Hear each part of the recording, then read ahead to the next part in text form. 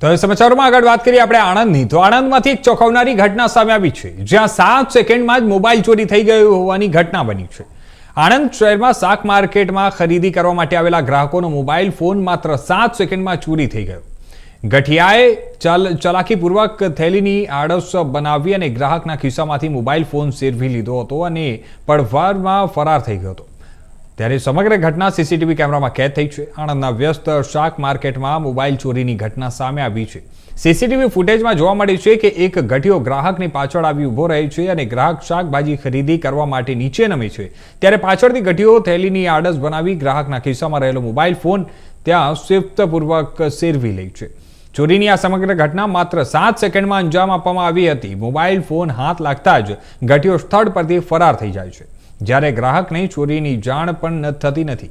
બાદમાં CCTV footage ચકાસતા સમગ્ર ઘટનાનો પર્દાફાશ થયો હતો.